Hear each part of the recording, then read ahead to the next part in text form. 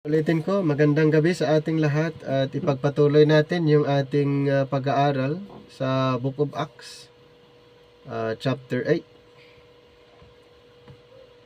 Katulad ng pinag-uusapan natin sa Book of Acts ay marami tayong pwedeng matutunan, lalong-lalo na sa programa ng ating Panginoon. Dito natin matutunan yung dalawang program, Kingdom Program at Grace Program. So, ang Kingdom Program, ito ay nakafocus sa Israelites at ang pinagkatiwalaan ang mga 12 apostles.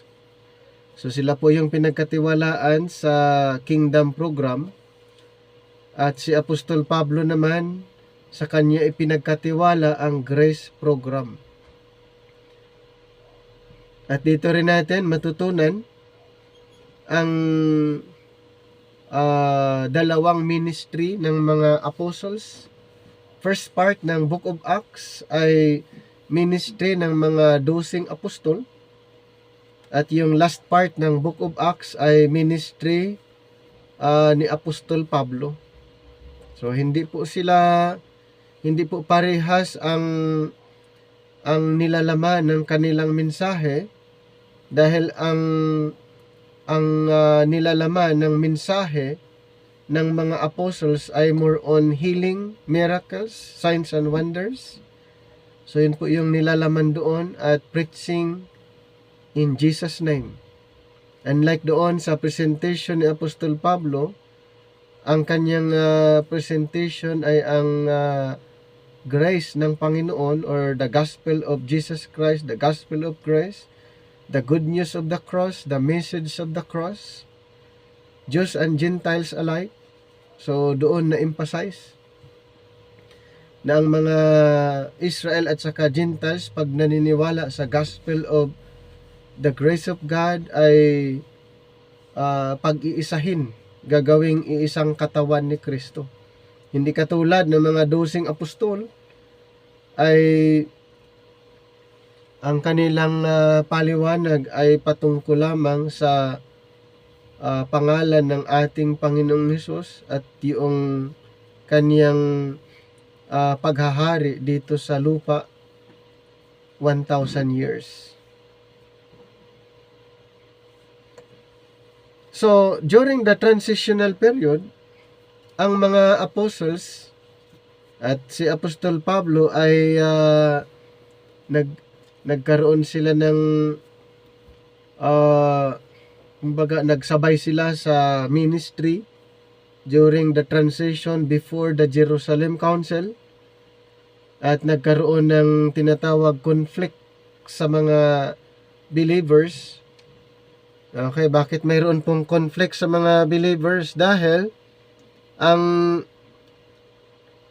ipinapangaral ng mga apostles ay hindi parehas. Ipinapangaral ng mga 12 apostol ay iba doon sa ipinangaral ni Apostol Pablo, dahilan na nagkaroon ng council or Jerusalem Council para maiayos. At nagkaroon sila ng agreement.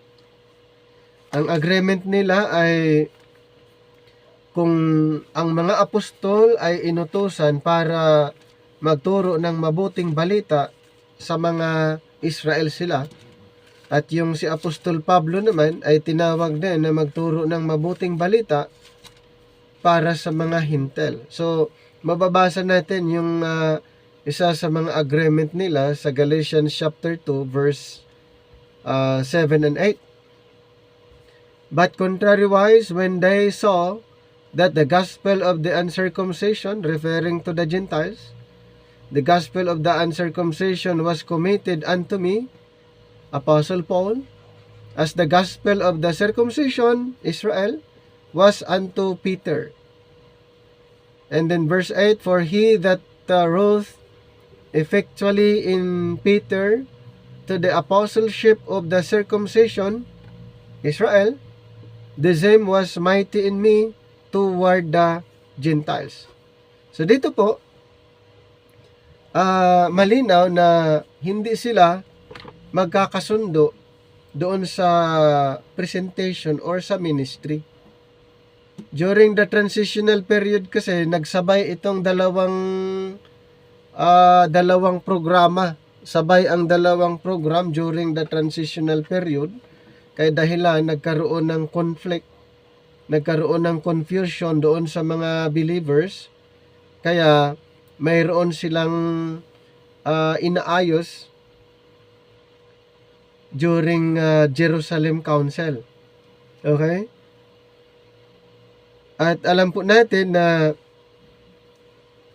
ang mga apostles ay nakafocus sila doon sa kanilang mission or kung ano ang marching order na kanilang tinanggap, at yun din ang kanilang ipinapangaral. At ganon din si Apostol Pablo, meron siyang natanggap na marching order na yun din ang kanyang ipinapangaral. Kaya para masettle yung problem sa dalawang group of apostles, kailangan nilang bumalik doon sa marching order. At dito sa binasa natin, ang mga apostles ay mangaral sila sa mga Israelites. Kaya nga kung babalikan natin yung earthly ministry ng ating Panginoon, ang mga apostles ay inutusan na huwag pumunta sa mga hintel, sa lugar ng mga hintel. Sa halip, ang kanilang pupuntahan ay ang bayang Israel. Dito po sa Matthew chapter 10 verses 5 to 6, "These 12 Jesus sent forth and commanded them, saying, Go not into the way of the Gentiles, and into any city of the Samaritans enter ye not, but go rather to the lost sheep of the house of Israel." So, kung babalikan po natin yung earthly ministry ng ating Panginoon, sinasabi ng ating Panginoong Hesus doon sa mga apostles, at pinagsabihan niya, huwag kayong pumunta sa lugar ng mga hintel. And then sa verse 6, "But go rather to the lost sheep of the house of Israel." Yun ang yun yung command. Yun yung marching order na sinabi ng ating Panginoon dito sa mga apostles. Okay? Yun yung marching order. Kaya dapat na kanilang sundin. And then another, nagbigay ulit ang Panginoon ng commission in addition, pero same marching order, pero mayroong tinatawag na additional before His ascension. So bago siya umakyat, mayroong dagdag doon sa commission or sa mission or sa marching order.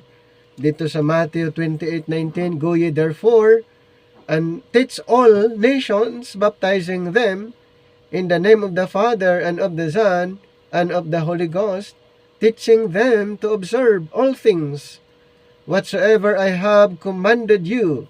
And lo, I am with you always, even unto the end of the world." So mayroong additional, same marching order, commission, mayroong tinatawag na additional. So, "Go ye therefore and teach all nations."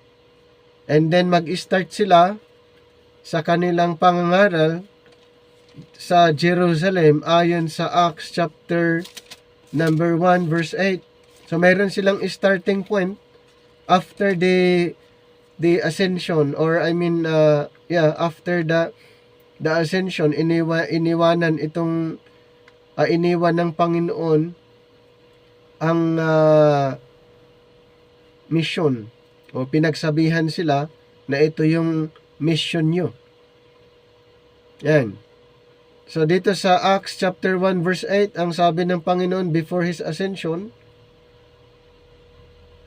But ye shall receive power after that the Holy Ghost is come upon you, And ye shall be witnesses unto me both in Jerusalem, and in all Judea, and in all Samaria, and unto the uttermost part of the earth.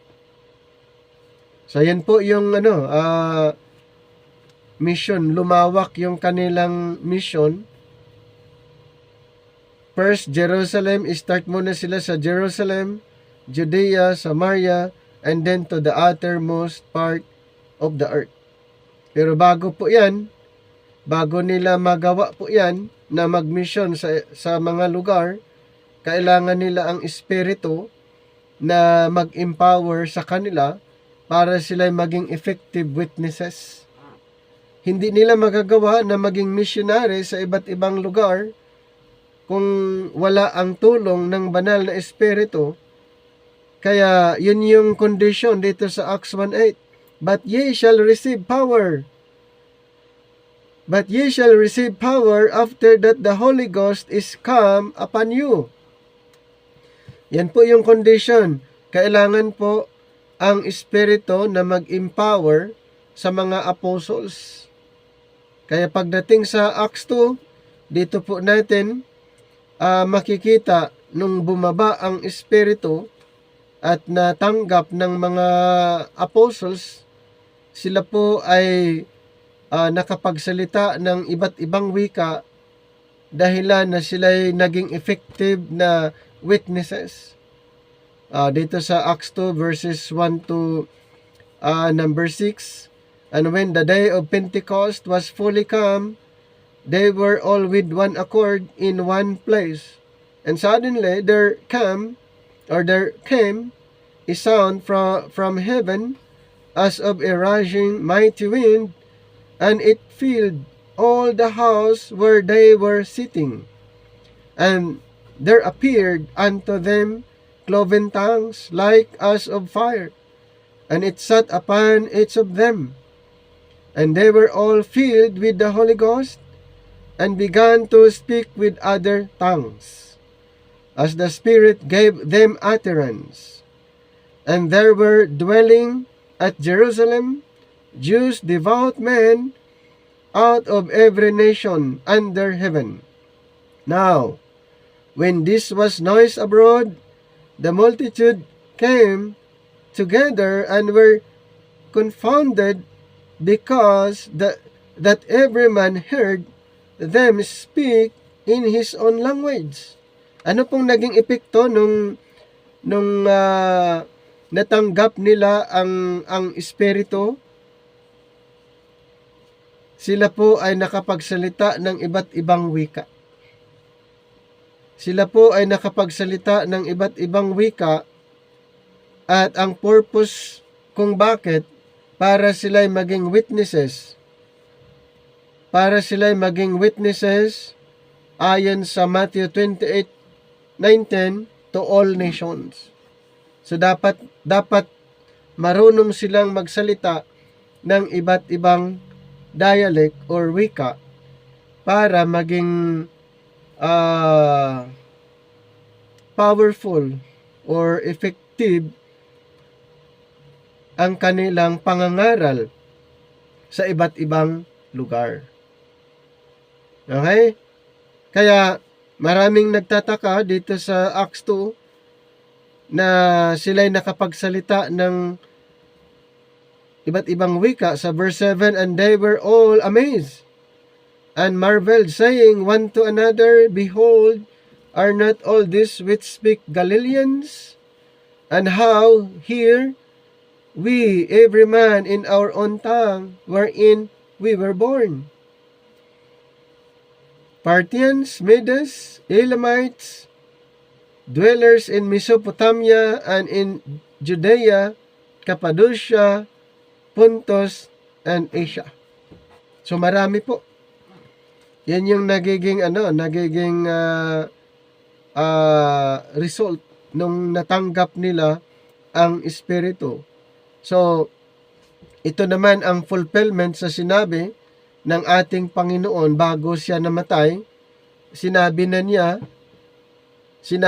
sa mga apostles na ganito ang mangyayari. Kumbaga, mayroon ng kaalaman ang mga apostles tungkol po dito. Dahil bago namatay si Kristo, may sinasabi siya na siya'y aalis. Dahil pag hindi siya aalis, ang comforter ay hindi darating.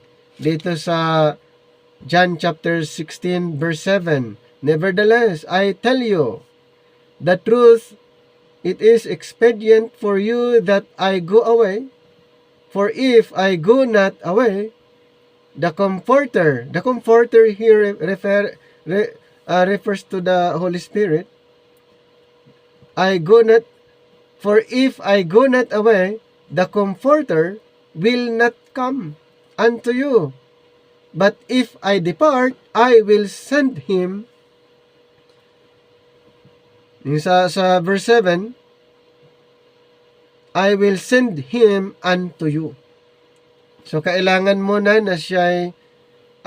kailangan mo nang umalis ang Panginoong Hesus at doon po darating ang ipinangakong Comforter, referring to the Holy Spirit. At kung mangyari yon, pag darating yon, ano po ang gagawin ng Espiritu? Okay? Ano po ang maging rule or function ng Espiritu? Sinabi din niya sa verse 13 to 14, "Howbeit, when He, the Spirit of truth, is come, He will guide you into all truth. For He shall not speak of Himself, but whatsoever He shall hear, that shall He speak, and He will show you things to come. He shall glorify me, for He shall receive of mine, and shall show it unto you." Yan po yung sinabi ng Panginoon before His death. Na-mention na. Nagbigay na siya ng information sa mga apostles pag siya'y umalis, siya'y umakyat sa Ama, and then ang Comforter na referring sa Holy Spirit ay ipapadala at kanyang sasabihin ang mga katotohanan tungkol sa sinasabi ni Kristo. Dagdag pa natin yung 14:26, "But the Comforter, which is the Holy Ghost, the Holy Spirit, whom the Father will send in my name, He shall teach you all things, and bring all things to your remembrance, whatsoever I have said unto you." Ganun po ang sinabi ng Panginoon. Kaya doon sa Pentecost, natupad ang mga sinasabi ng Panginoon sa mga apostol.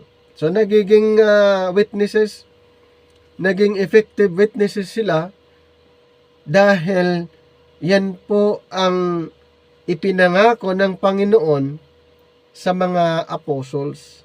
Kailangan nilang antayin ang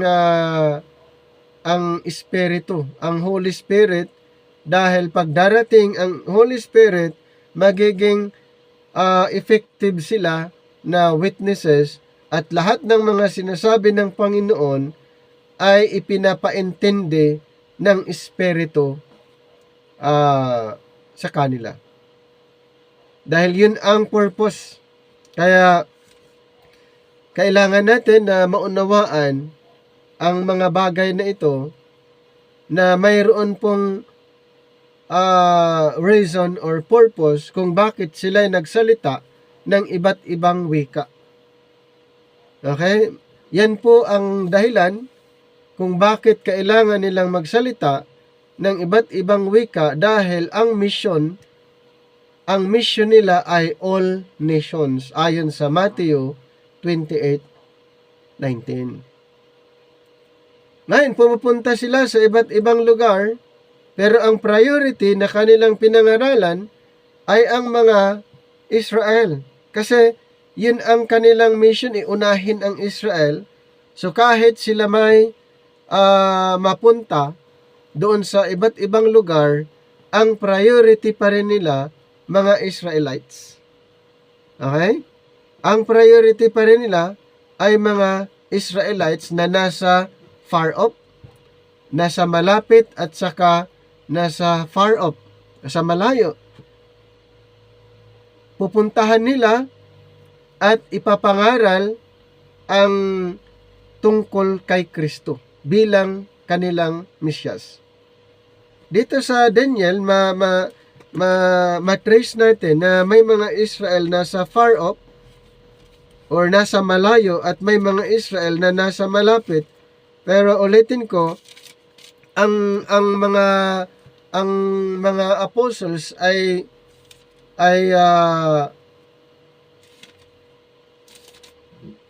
pupuntahan sila or yun ang imimission nila. Dito po sa chapter 9 verse 7. 9 verse 7.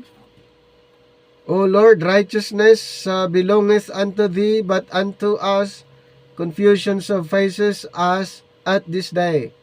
To the men of Judah, and to the inhabitants of Jerusalem, and unto all Israel that are near, and that are far off, through all the countries whither thou hast driven them, because of their trespass that they have trespassed against thee.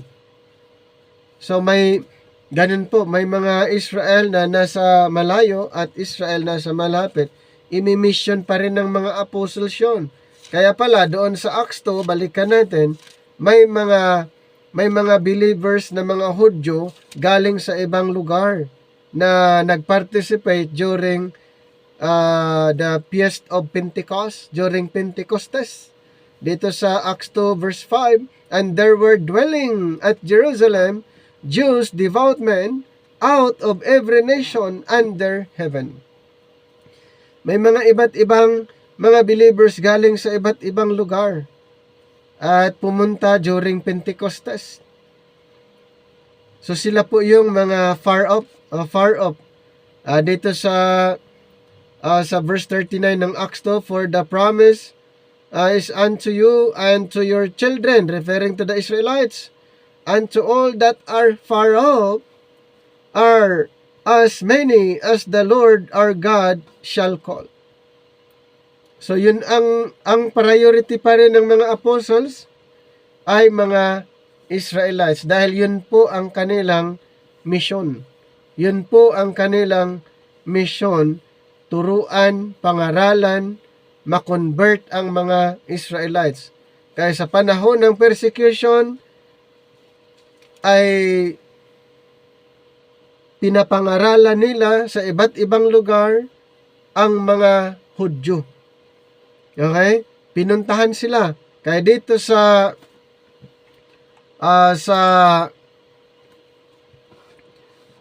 Acts 11:19,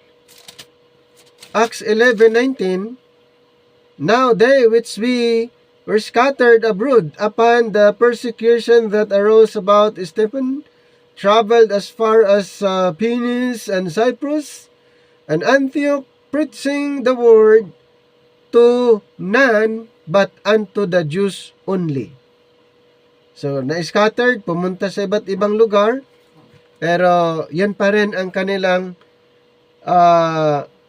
mission, to the Jews only. Napunta sa iba't ibang lugar, ipinapangaral ang Ebanghelyo, the Gospel of the Kingdom, to the Jews. Yan, doon sa mga Hudyo. Yun po ang kanilang purpose. Ipapangaral. Ito po yung sa first part ng Book of Acts.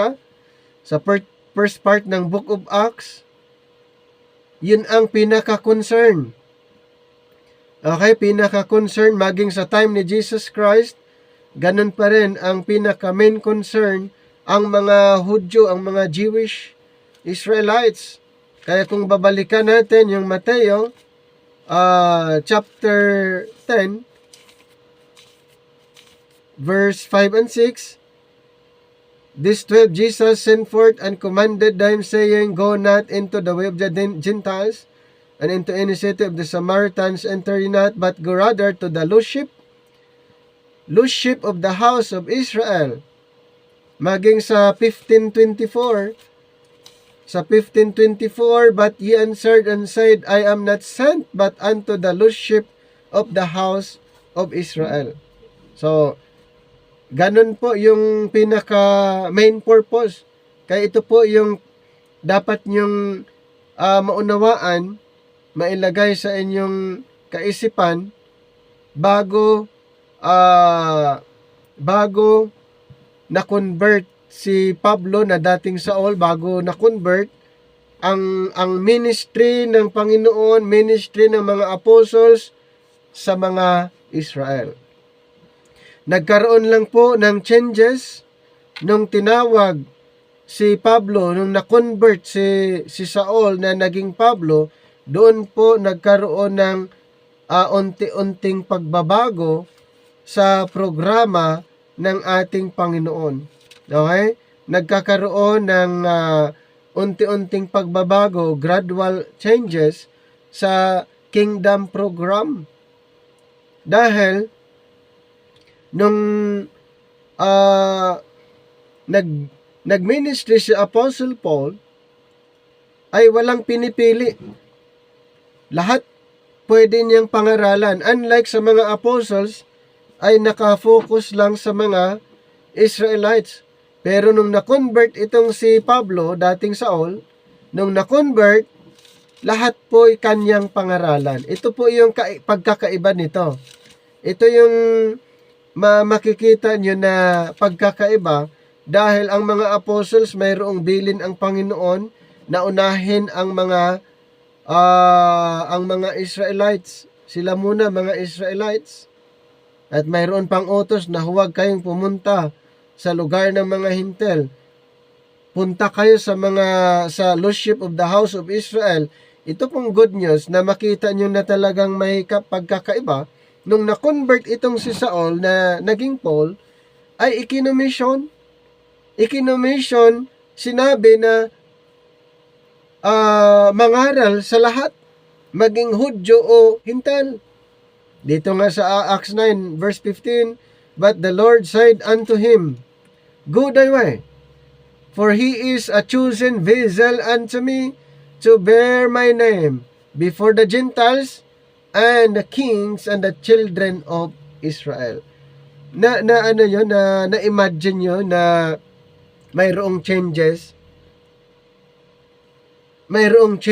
nung na-convert itong si Saul na naging Paul, ay mayroong changes dahil ang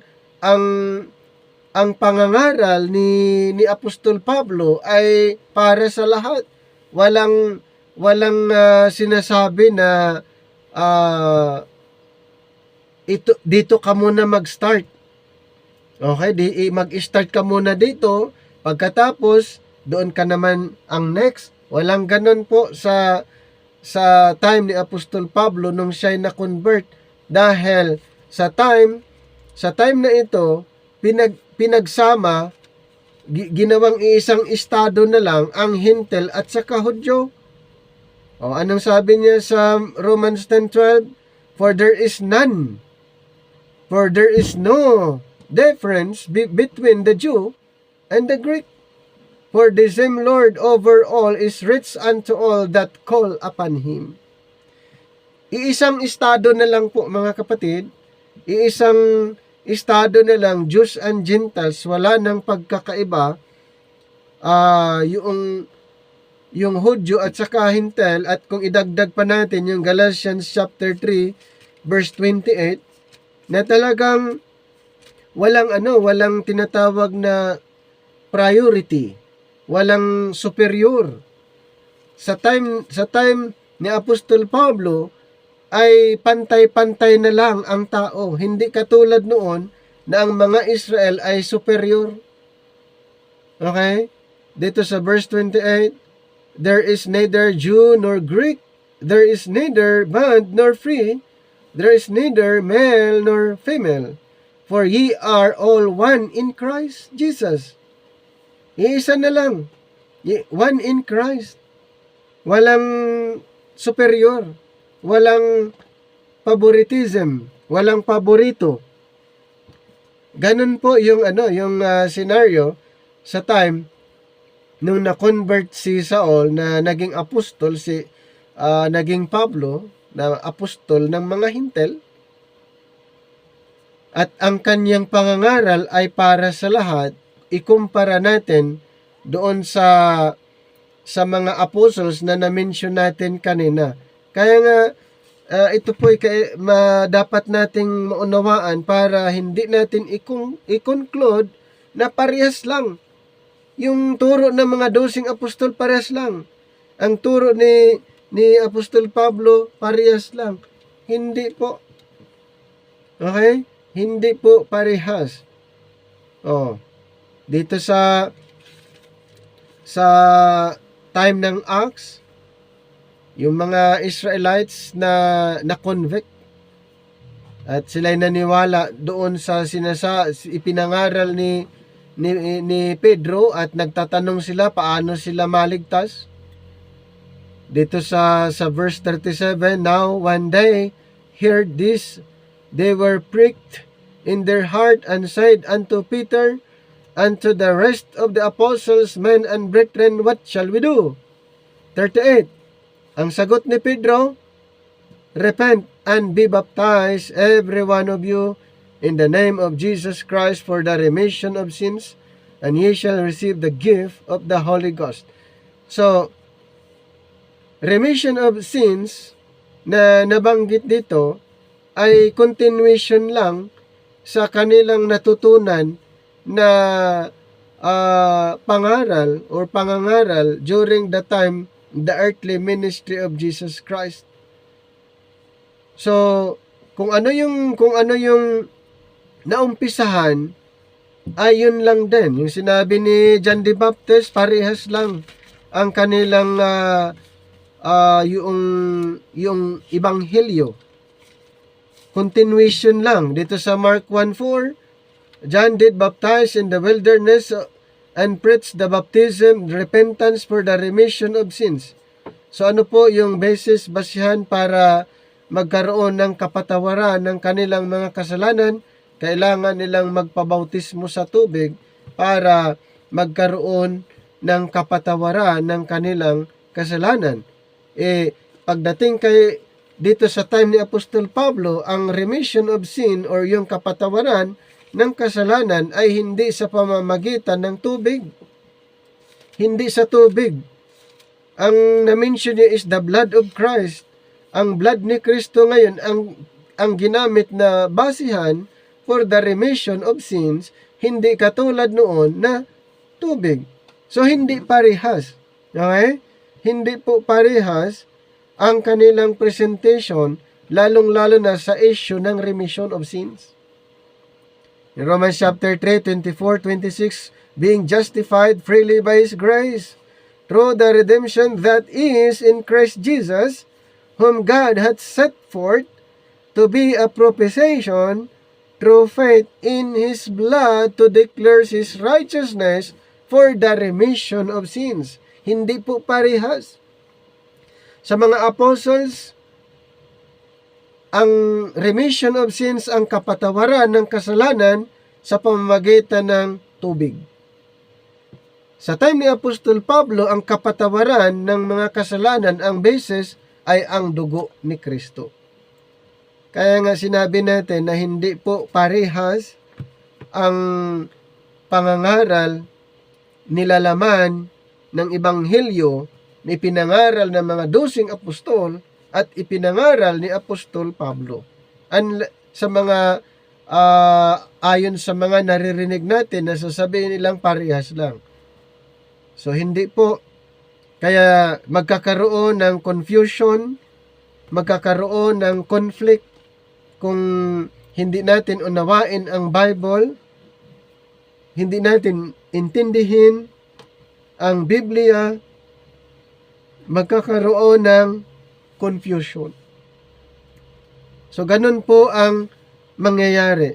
Kaya dito, pinag-uusapan natin na mayroon pong pagkakaiba. Kaya dito sa Book of Acts, kung bakit kailangan nating emphasize kailangan nating ipaliwanag ng maayos para po hindi tayo ma-confuse, hindi tayo malito.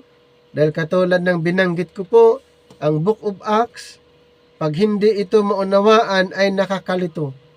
Maraming mga doktrina na ibinabase sa Acts 2. Maraming mga doktrina na nabuo, ginagamit ang first part ng Book of Acts. Pero, kung aaralin natin, hindi naman nasunod kasi sa Acts 2 mayroong breaking bread everyday, house to house ginagawa. At saka yung pagbinta lahat ng mga ari-arian, tapos dadalhin sa mga apostol, at ang gagawin ng mga apostol ay paghahatian.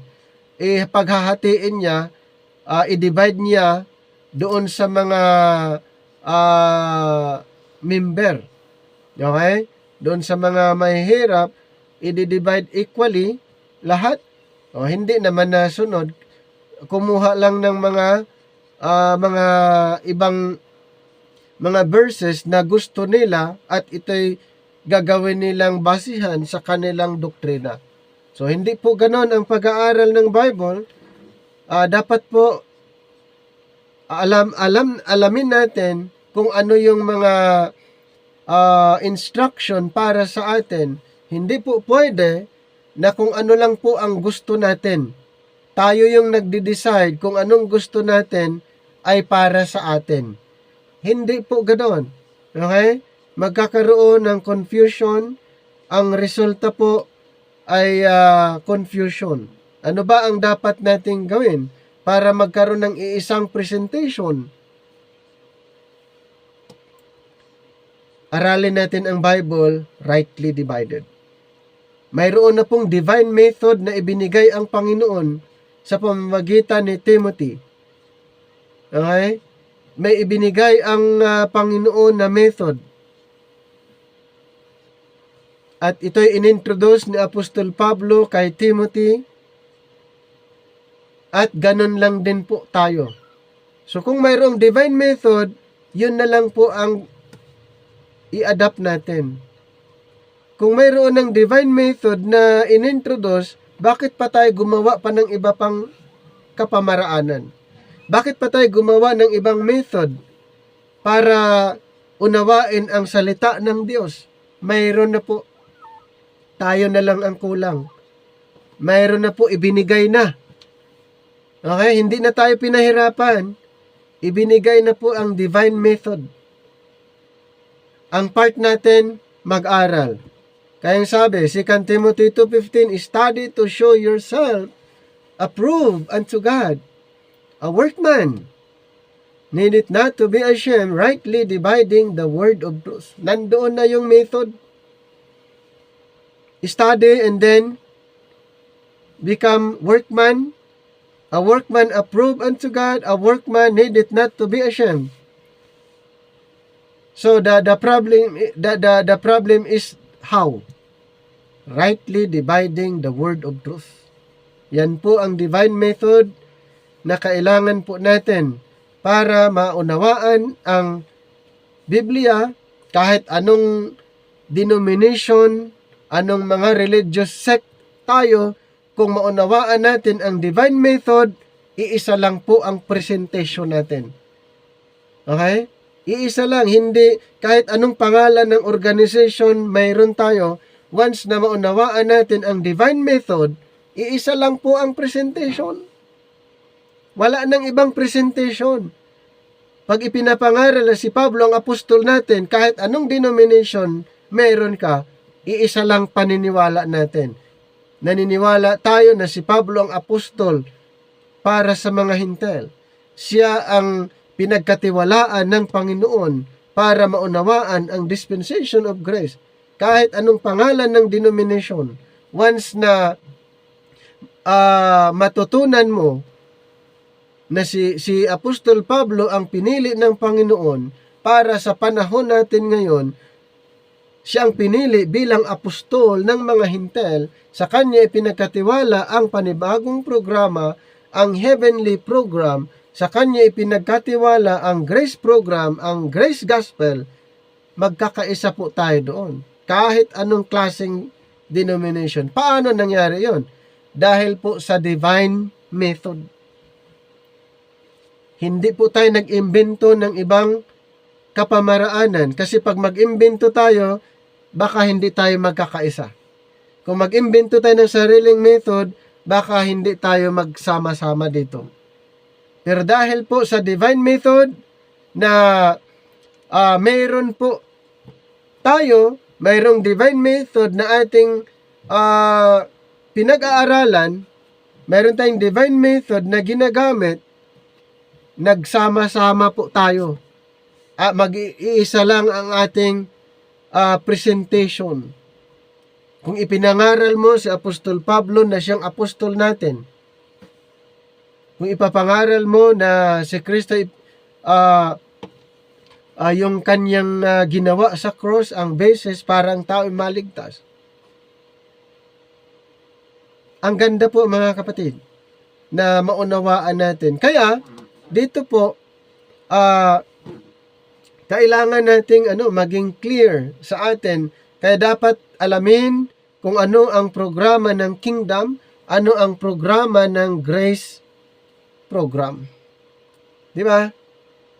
So, sa Acts 4:32 and to 32, then chapter 5:16, foretaste of the kingdom or the kingdom blessing, according to Acts 4:32-35, and the multitude of them that believed were of one heart and of one soul. Neither said any of them that out of the things which he possessed was his own, but they had all things common, and with great power gave the apostles witness of the resurrection of the Lord Jesus, and great grace was upon them all. Neither was there any among them that lacked, for as many as were possessors of lands or houses sold them, and brought the prices of the things that were sold, and laid them down at the apostles' feet,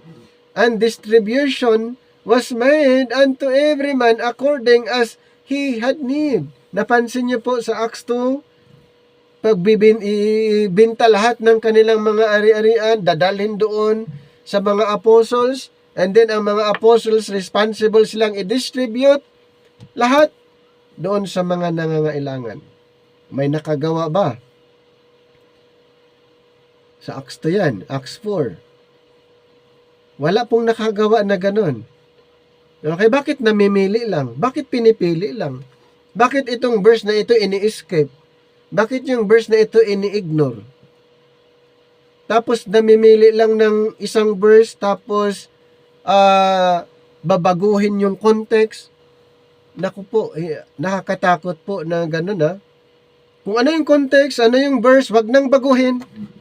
Kung ano yung nature ng verse, ano yung sinasabi ng verse, wag nang baguhin. Yun talaga ang nangyari. Nakuha niyo yung point ko doon. Bakit karamihan binabago yung context? Bakit karamihan hindi sinusunod yung context? Yun po ang dapat nating pag-aralan. Kung ano yung nasa context, wag nang baguhin. Aralin natin. Kaya nga mayroon si Apostol Pablo na apostol natin, sa kanya matatagpuan ang instruction para sa atin.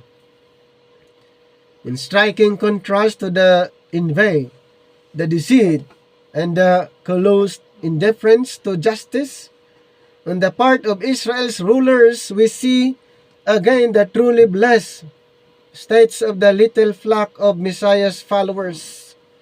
We are impressed with their oneness of heart and soul, and with the spontaneous manner in which it gives his all to the rest, so that even the rich sell their investments and bring the proceeds to the apostles for distribution among the needy. This is nothing less then a foretaste of the kingdom reign of Christ. Indeed, these disciples, supernaturally motivated and controlled, are practicing the kingdom program in anticipation of Messiah's return. Kaya pala ginagawa nila yon in anticipation of Messiah's return. Ginagawa po nila yon dahil yun yung pangako. So the foretaste of the kingdom. This is not contradictory but complementary to Isaiah 65:21-23. Wala namang contradiction dahil ito po ay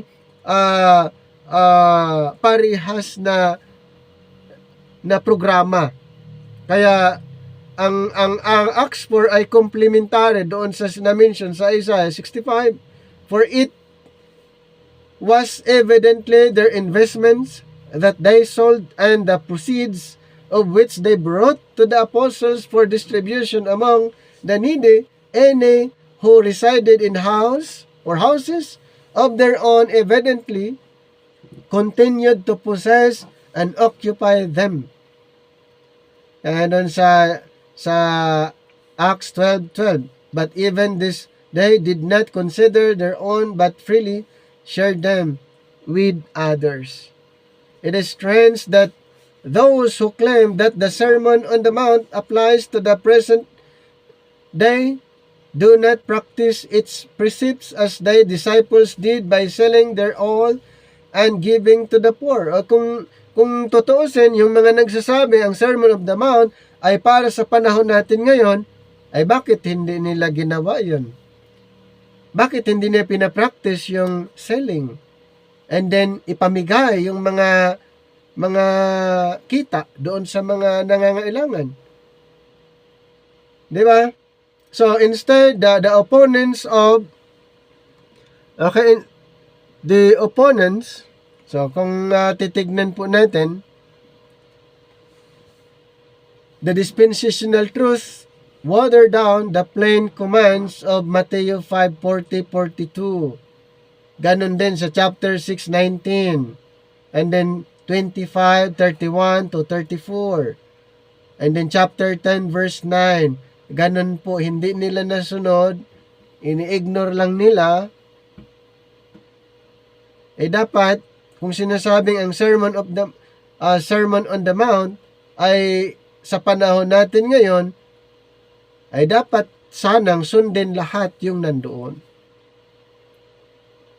Kung talagang yun ay mensahe para sa panahon ngayon. Pero hindi po. Okay?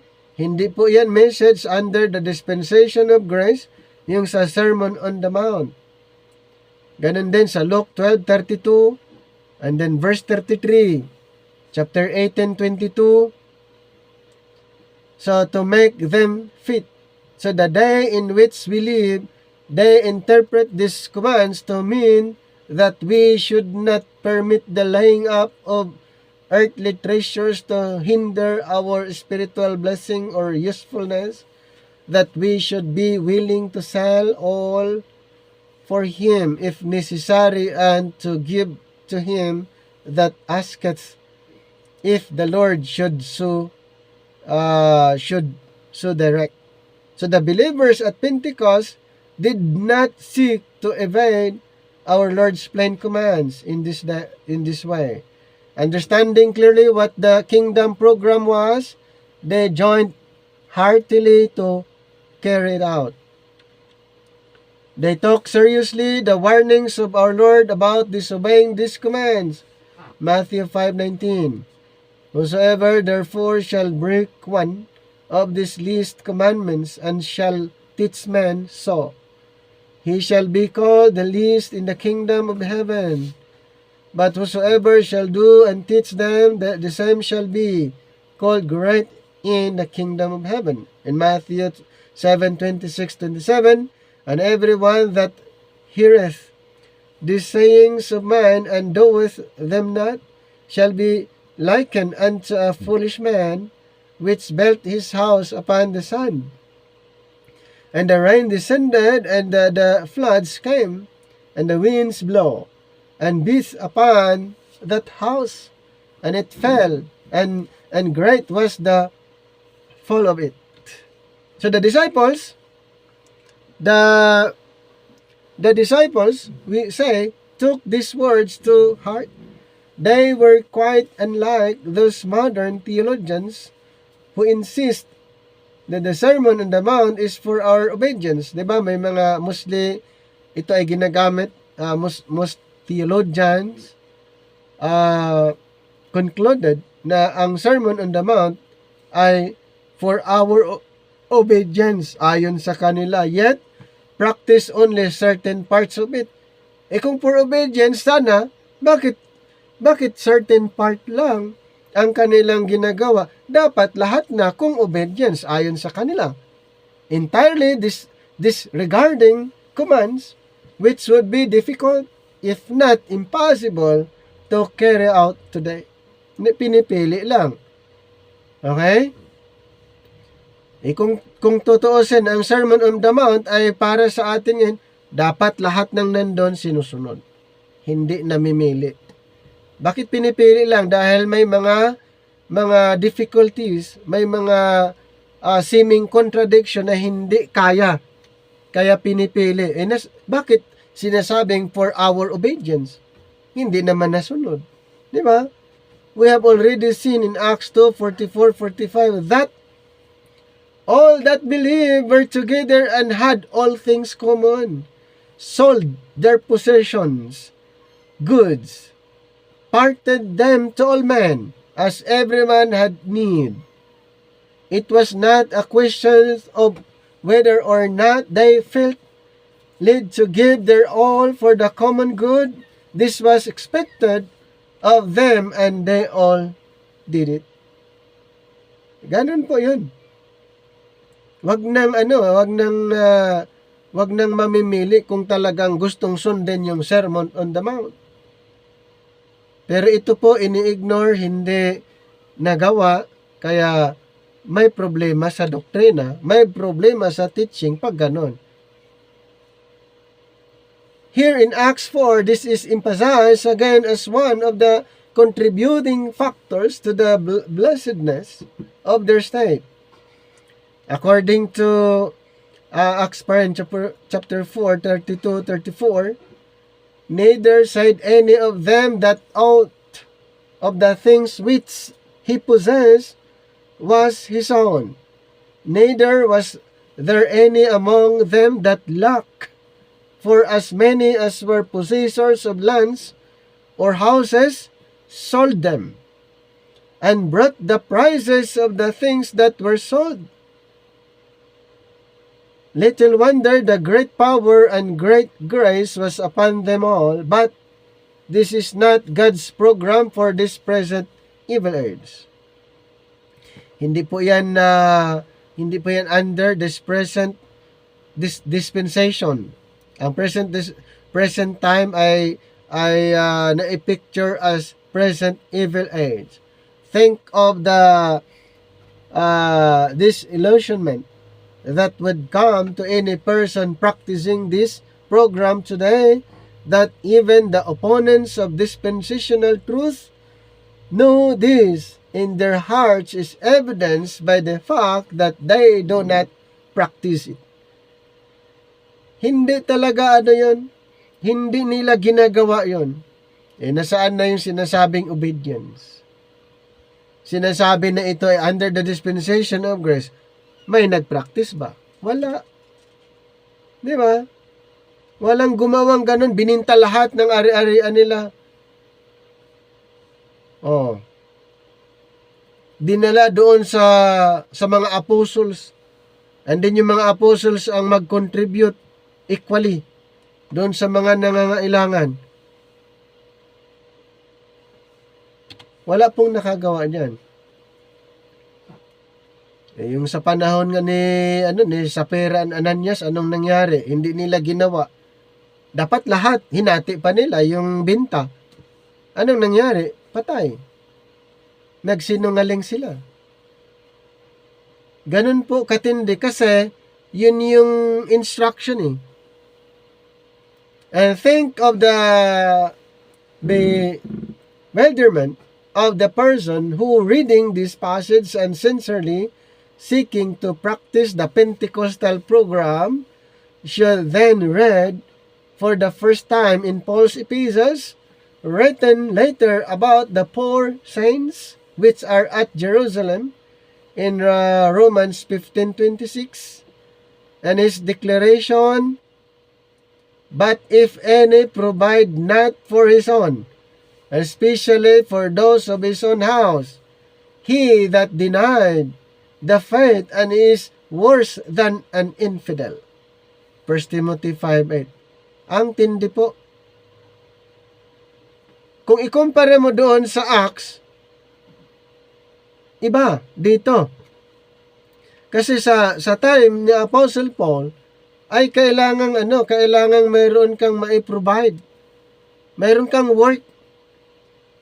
Mag-work para may mai-provide. Doon sa Acts to walang ganun, di ba? Such a person, unless he had some theory to uphold, would surely conclude that a great dispensational change had taken place since Pentecost.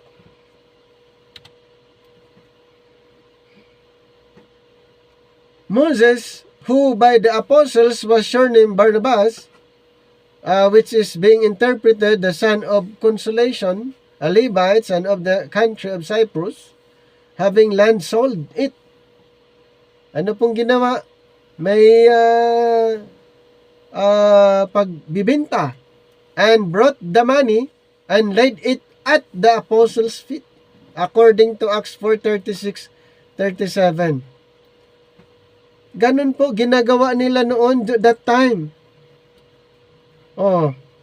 Lahat ibibenta yung mga ari-arian at dalhin sa apostle and then ipamigay. Here a particular case is advanced, that of Joseph Barnabas. It was the apostles who had named him Barnabas, or son of consolation. Evidently because he had been sympathetic to their cause and had helped in it, for the word consolation comes from the Greek parakletos, one called alongside, to help. It has been suggested that this Joseph Barnabas may be the Joseph Barsabas who, with Matthias and the 11 apostles, had followed the Lord Jesus from his baptism by John until his ascension into heaven, according to Acts 1:21-26. So, yung tinatag na Joseph Barsabas ay siya yung si Joseph Barsabas, yung kasama ni Matthias in Acts 1:21-26. If this is so, it may be that he was not appointed as the 12 apostles because he had not yet cast in his lot unreservedly with Matthias or with Messiah's followers. At any rate, this Joseph Barnabas now forsakes all to join the Spirit-filled throng at Jerusalem, and is so respected and beloved that he is later sent to look into the reports of the conversion of the Gentiles at Antioch, from whence he sends for Saul of Tarsus in Acts 11:19-26, and finally becomes with Paul an apostle of the Gentiles in Galatians chapter 2 verse 9. So mayroong purpose kung bakit hindi siya kasama doon. Dahil ang purpose ay ito nga, isa siya din sa mga nakaalam. Okay? Itong si Saul of Tarsus na na-convert, and then later on ay nagkaroon ng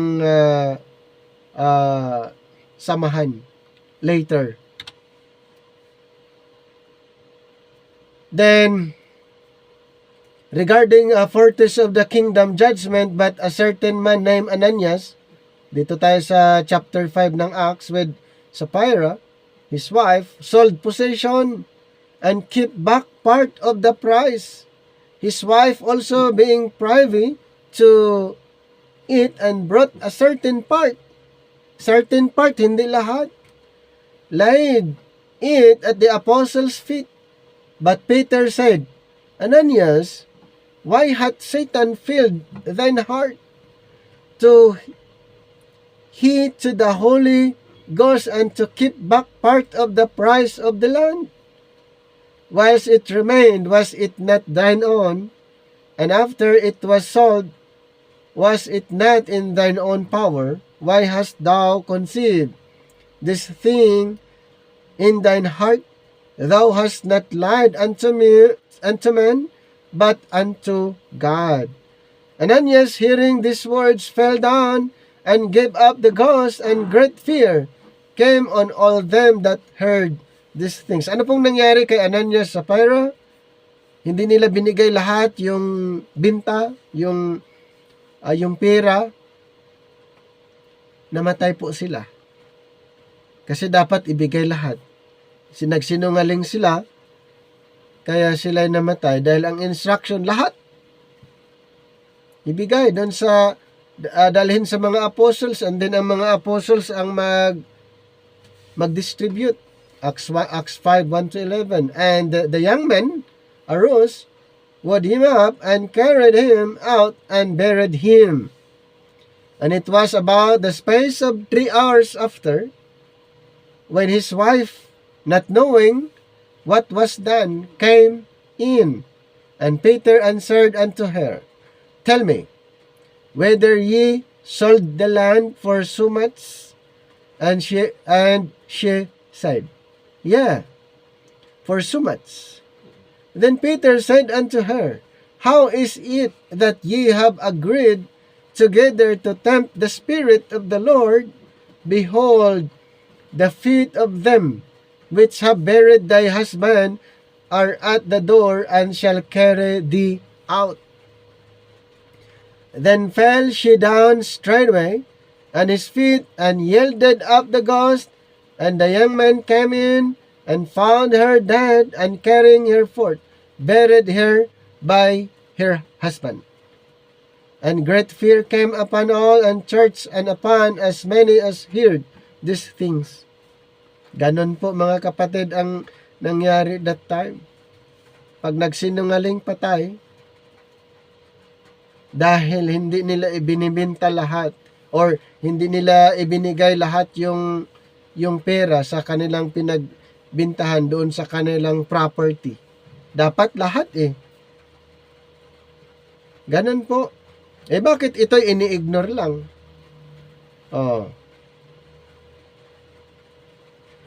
Tapos sasabihin obedience. Kaya nga, kailangan nating aralin ang Bible rightly divided para malaman natin alin yung katuruan na hindi para sa kapanahunan ngayon, ano yung mga katuruan na para sa kapanahunan noon. Malaking tulong po na maunawaan natin para magkaroon tayo ng matibay na pundasyon. So ito po yung case ni Ananias and Sapphira. Sapphira. It is sometimes supposed that the sin of Ananias and Sapphira marks the beginning of the breakdown of the divine communism practice in early Acts. Yung during the early Acts, first part, the book of Acts, yun po ang nangyari. This is not so, for while these two deceivers departed seriously from the God-given program, they were stricken dead immediately. And the program continued unchanged. Hindi pa kumbaga hindi pa nagkaroon ng changes sa programa, sa kingdom program, tuloy-tuloy pa rin. Okay? Tuloy-tuloy ang programa, ang kingdom program. Dahil ang changes po nangyari nung na-convert si Pablo na dating Saul, doon po nagkaroon ng changes before Apostle Paul, before the conversion of Paul, ang programa ay tuloy-tuloy. Ang kingdom program ay tuloy-tuloy lang po. At ang tindi po ng kingdom program, nor must it be thought that Ananias and Sapphira were slain simply for lying. Anong dahilan? Lying. All of Edom's children have been guilty of telling lies, often much greater ones, but all have not been stricken dead for it. So what we have here is rather a foretaste of conditions which will prevail in the kingdom when any deviation from the divine order will be visited by immediate judgment. Ananias and Sapphira were not slain for dishonesty alone, but for dishonesty keeping back part of their goods, and so violating the standards of the kingdom. Yan po yung mga rason kung bakit sila namatay. They were stricken dead for trying to join the Messianic church while deceitfully holding on to private investments. So hindi pwede kasing ganun malinaw ang instruction lahat. Yan po. Pero hindi nila ginawa. Note carefully the wording of verse 3, but Peter said, Ananias, why hath Satan filled thine heart to lie to the Holy Ghost, and to keep back part of the price of the land? Now, alamin natin kung anong problem. Ananias and Sapphira came into contact with the believers at Jerusalem, and they must have observed that their way of living was blessed and wonderful beyond anything known until the time, and it would be like heaven on earth to belong to such a group. And moreover, they apparently had their eyes on the honor that would naturally go to those giving up their all in such a cause, and they love the praise of man. Itong si Ananias and Sapphira, they love the praise of man, but they love money. So aside from yung gusto nilang purihin ng mga tao, mahal din yan. Itong si Ananias sa Sapphira love money even more, and they were not prepared to actually part with all their possessions, so cast in their lot with the followers of Messiah. And they were like the rich young ruler, and only less honest, for he at least went away sorrowful, according to Matthew 19:16 to 22. And while Ananias and Sapphira tried to gain the advantages of the Messianic program without paying the price. Now, the solution, we might have concluded that Ananias and Sapphira were tempted to keep back part of the price of their property after having sold it. But in verse 2 to 4 and verse 9 seems to indicate so clearly that their sin was deliberate and planned. Ayan. So, as not to be deprived of the blessings enjoyed by the happy throng at Jerusalem, Ananias and Sapphira had agreed upon the following plan. They owned an estate. They would sell it, and then bring a good part of the price to the apostles, keeping the rest for themselves, although not mentioning this last fact. So mayroong talaga plano na ganon ang gagawin. So the actual selling of their property would make the desired impression upon the disciples, and as to that which they were keeping for themselves, they did not have to tell others or others their business. In fact, even if Peter should ask whether they had sold the land for so much, they could answer, yeah, for so much, for they had sold it for so much and more. So how many believers since that day have followed the example of this shrewd couple, as though God did not know what they owned and how much of it they were giving to Him? Now, the result, but this was no time to deal dishonestly with finances, for along with the powers of the age to come went the gift of knowledge, and their lie was immediately detected. Even as Peter rebuked Ananias, who came in first for lying to the Holy Spirit and keeping back part of the proceeds of his land. So Ananias fell down dead, and whether this was from shock or by purely supernatural means, it was still the finger of God, and it had a salutary effect upon the group as a whole. So the whole scene is one of judgment. Nothing is said of sorrow, of mourning, but rather it is noted that great fear came on all them that heard these things. And as to the smitten Ananias, we read simply that in verse 6, the young men arose, wound him up, and carried him out, and buried him. It was 3 hours later when Sapphira came in verse 7, chapter 5. It would be interesting to speculate on what she might have been doing in those 3 hours, but we don't know that she had that much more time to consider her action, and that she was given even further opportunity to repent, as Peter asked in verse 8, "Tell me whether ye sold the land for so much?"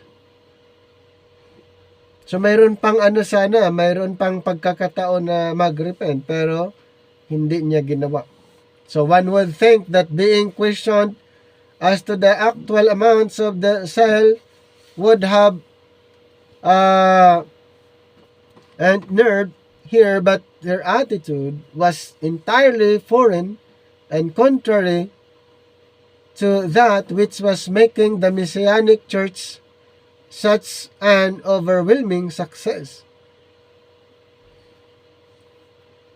In her case, Peter informed her of the judgment awaiting her, though, as with her husband, and he did not actually pronounce death upon her. Wala naman siyang sinabing ganun, diba? Pero yun yung naging resulta nung siya nagsinungaling. And once more, the young men came in, carried out her dead body, and buried it alongside that of her husband. In verse 11, with the result that great fear came upon all the church. And rightly so, for Messiah's kingdom would be little improvements upon the present states of affairs if by pretense and deceit men were permitted to lay up store for themselves, while others gave their all for the common good. Thus, the character of the kingdom was to be and is to be one of absolute equity and justice. In Jeremiah 23:5, "Behold, the days come, saith the Lord, that I will raise unto David a righteous branch, and a king shall reign and prosper, and shall execute judgment and justice in the heart." Then Revelation 19:15, "And he shall rule them with a rod of iron." Isaiah 66:24, "And they shall go forth and look upon the carcasses of the men that have transgressed against me. So ano yung lesson kung titignan natin yung nangyari? As we know that the proclamations of the kingdom has been interrupted by the dispensation of the grace of God. Kailan po na-interrupt ang dispensation of the kingdom or the proclamation of the kingdom? Na ito'y na-interrupt nung inirebelled ang dispensation of grace. So it was interrupted nung inirebelled ang dispensation of grace. Rather than proceed immediately with the prophetic plan, crushing the world's rebellion against Christ, setting him up as king. So God in grace has postponed the judgment and held the establishments of his kingdom in abeyance, while he offers reconciliation to all men, everywhere entirely by grace through faith in the merits of the rejected Christ. So instead of judgment, instead na parusahan ng Panginoon ang mga masasama, hindi niya ginawa yon. God in grace has postponed the judgment. Yung judgment, pinospone mo na niya. Maging ang establishments of the kingdom. At anong ginawa? He offers reconciliation. He offers reconciliation to all men, everywhere. Ayan po yung time natin ngayon. Instead of judgment, instead na parusahan ng Panginoon yung mga makasalanan, hindi niya ginawa. God in grace postponed the judgment and even the establishments of his kingdom, and then he offers reconciliation to all men everywhere, entirely by grace. So pasalamat po tayo na nangyari yon. Bakit? We are part dito po sa dispensation of grace. Part po tayo sa programa. Kaya isa sa mga mission natin, ipapangaral ang message of reconciliation. So, the story of Ananias and Sapphira could not possibly fit into the present dispensation. However, many of God's dear children, alas, come dangerously, those being as unfaithful, not to say dishonest with their earthly possessions as they, and as a result will lose rewards at the judgment seat of Christ. Simply because we in this age are not commanded to sell all that we have and give to the poor. Wala namang ganon. Maganda sa anin kayo sa pera, under grace. Pwede niyang ibigay o hatiin niya yung gusto niya ibigay. Kaso lang hindi siya under grace Under kingdom program siya. Kaya hindi niya binigay lahat. Okay sana, kung sa under grace, walang turo na ganon. Ibinta lahat ng ari-arian niya at ipamigay. Di ba? Wala pong utos na under the dispensation of grace, ibinta lahat ng mo at ipamigay sa mga nangangailangan. Walang utos na ganon. Under this age, walang command to sell all that we have and give to the poor. Does it follow that we are justified in greedily gathering in and hoarding all we can for ourselves, and while the cause of Christ and others about us suffer need? So many Christians, especially in times of prosperity, become they prosper in business. Their income increases, and before they are aware of it, they are giving nearly all their time and energy to the getting of earthly gain, while spiritually they shrivel and wither away. Perhaps they began by telling themselves that with greater riches for themselves they could do more for the Lord, but it does not generally work out that way. For the more they become engrossed in the pursuits of wealth, the less they think of their obligation to the Savior who died for them. that others no more obligated to God than they make great sacrifices for the cause of Christ seems to have little effect upon them. They will even make it appear to others that they are doing their part in the Lord's work, while in their hearts they know they are living for self, like the poor rich man who in his folly could think only of pulling down his barns and building greater ones, and they plan and toil almost exclusively for this life. Ganun po yung naging scenario. Kaya nga na kung i-compare natin under the kingdom program and under the grace program, malaki po ang pagkakaiba. Hindi natin pwedeng i-conclude na parehas ang naging nature. Okay, hindi po.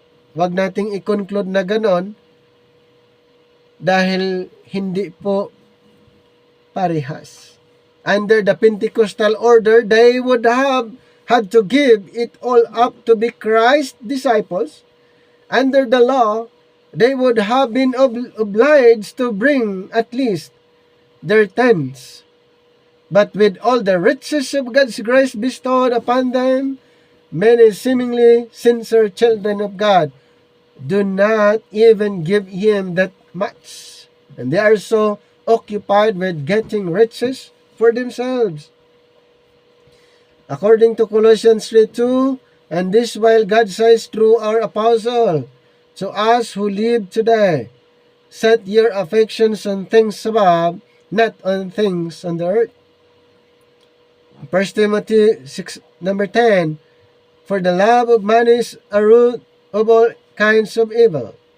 Concerning giving under grace, the Apostle Paul says, according to 2 Corinthians chapter 9, 6-7, but this I say, he which soweth sparingly shall reap also sparingly, and he which soweth bountifully shall reap also bountifully.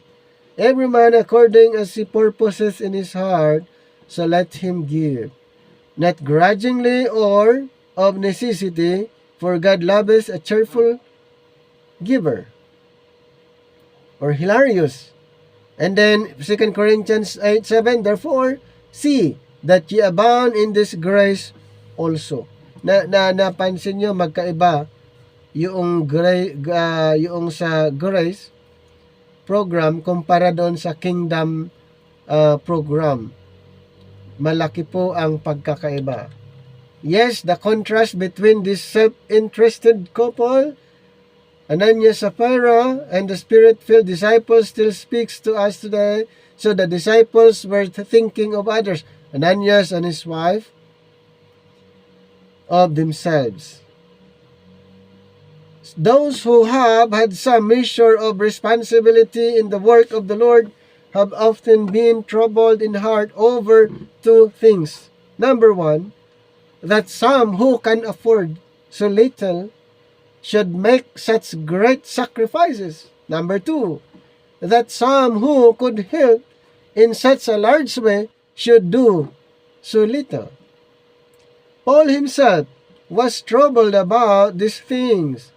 He was burdened that the Macedonians should beg him so earnestly to accept gifts which they could ill afford. 2 Corinthians 8:1-5.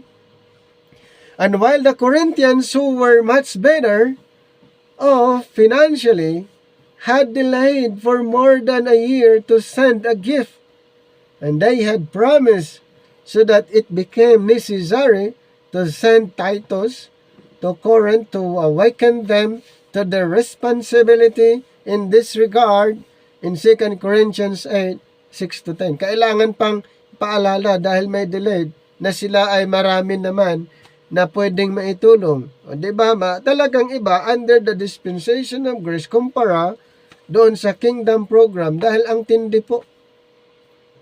Lahat ng pera na kanilang nakuha nung kanilang ibininta ang mga property, lahat po yon ibigay. Kung ayon ay under grace,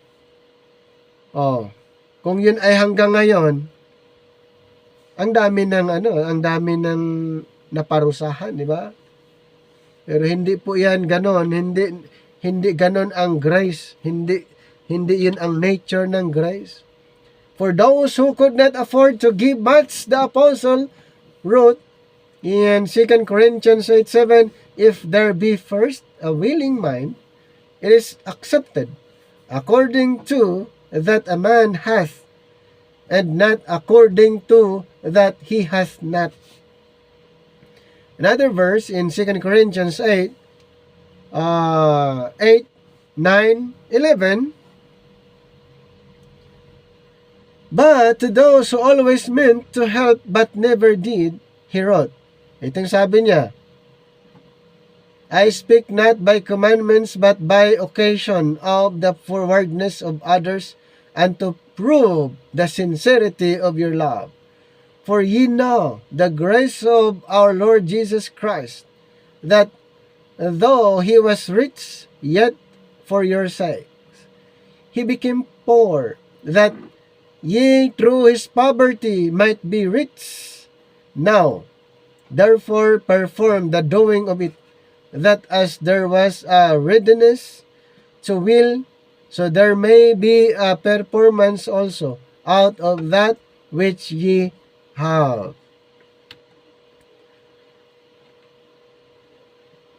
And then, na-mention din sa Acts 5:12 and then 16, that the power of Pentecost preserved, and by the hands of the apostles were many signs and wonders arose among the people, and they were all with one accord in Solomon's porch. And of the rest there's no man join himself to them, but the people magnified them. And believers were the more added to the Lord, multitudes, both men and women. Ito po yung napakaganda during that time. Maraming na-convert men and women during the kingdom program. Ito po ay product doon sa pangangaral ng mga apostles din. And so much that they brought forth the sick. Kasi nga dahil mayroon silang power. Mayroon silang power na ibinigay ng Panginoon to heal the sick, even cleanse the lepers or raising the dead. So he brought forth the sick into the streets and laid them on beds, couches, that at the least that shadow of Peter passing by might overshadow some of them. Ito pong maganda, anino pa lang ni Pedro, gumaling na sila. Sa anino pa lang niya, maraming mga pumuntang mga may sakit doon sa streets. Ang dami po. Pag yung nadaanan sila ng shadow o yung anino ni Pedro, gumaling agad yung mga may sakit. There came also multitude out of the cities round about unto Jerusalem, bringing sick folks, and then which were vexed with unclean spirits, and they were healed everyone, in Acts 5. Ang tindi po nung ministry ng mga apostles that time, yung kanilang healing, they were performing miracles, lahat. Ang daming mga na-convert during that time. Mga may sakit na tulungan, maraming na gumaling. Ang tanong, mayroon bang ganun ngayon? Wala po. Okay? Wala po. Kasi during that program lang po, nung nag-operate ang kingdom program, yan po ay nangyayari. Ngayon, wala. It was not dishonesty alone then that brought the wrath of God down upon Ananias and Sapphira, but dishonesty under such circumstances. They were stricken dead for pretending to join in with the program of Messiah's long-promised kingdom. So they were pretended na sila'y part. So the result doon sa kanilang pag-pretend, ano pong nangyari? Sila'y namatay. Hindi po kasi pwedeng mag-pretend na maging part sa Messiah's or the Kingdom program. Hindi po pwedeng ganon. Kaya ang nangyari na namatay sila. It is true that with the crucifixion in view, our Lord had countermanded his original order to sell all and distribute to the poor in Luke 22:35-36. But on Calvary, he had prayed for Israel's forgiveness, and here in Acts, the program is resumed again with the legitimate assumption that the nation will now repent, accept Messiah, and so bring peace and prosperity to the world. Now, the apostles had begun to actually offer the kingdom. So, tandaan po natin na after the ascension of Jesus Christ, he commanded his 12 apostles and he offered the kingdom. So, ito po yung time the 12 apostles ay kanilang ipinapangaral ang kingdom. So, the times of refreshing were at hand.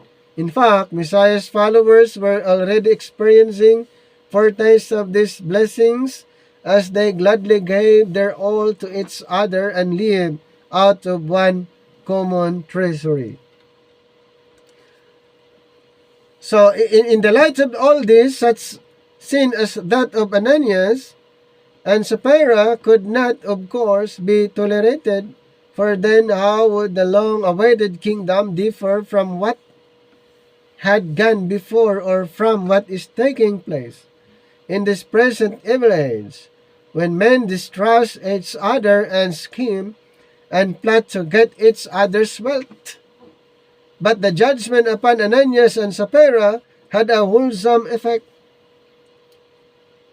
The great fear that came upon all the church was followed by great power, and many signs and wonders were wrought among the people. The sick were brought into the streets in beds and coaches, so that at least the shadow of Peter passing by might fall on them. Nor was this limited to Jerusalem alone, for we read, the multitudes from the cities round about brought their sick and demon-possessed to be restored, and they were healed, everyone. Ganun katindi yung kingdom ministry under the apostles during that time. Basta susundin lang nila yung instruction, and po yung mangyayari. Basta gagawin lang po nila. Dito po napakatindi during sa first part ng Book of Acts. Dito po na nag-perform ang mga apostles dahil yun ang utos.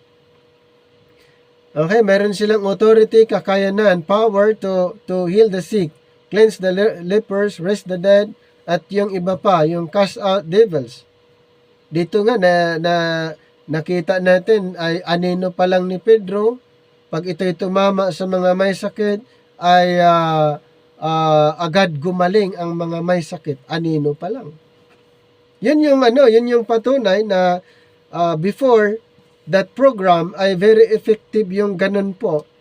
Ngayon, under the grace program, hindi na po ganun. Hindi na po ganun, mga kapatid. Nasa ibang programa po tayo. We are under the grace program. Even Apostle Paul, kung mabasa niyo sa Corinthians, siya nagkasakit at pinamanalangin niya 3 beses, sagot ng Panginoon, my grace is sufficient. Si Timothy nagkasakit, ang suggestion lang ay gumamit ng use a little wine for his stomach sake. And then yung mga ibang co-workers ni Apostol Pablo, nagkasakit din. Iniwan na lang yung iba kung saang lugar at ipinalangin na lang na by the grace of God sila'y gumaling. May kaibahan kumpara doon po sa kingdom program.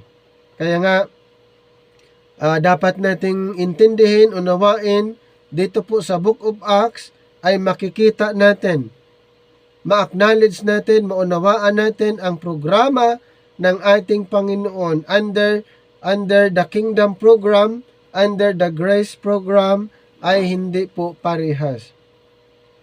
Okay? Na sana po nasundan niyo po yung ating presentation at tuloy-tuloy lang po natin unawain, intindihin sa ating tuloy-tuloy na pag-aaral, mas lalong maunawaan natin ano ba ang Book of Acts. Ulitin ko po, ang Book of Acts ay Book of Transition.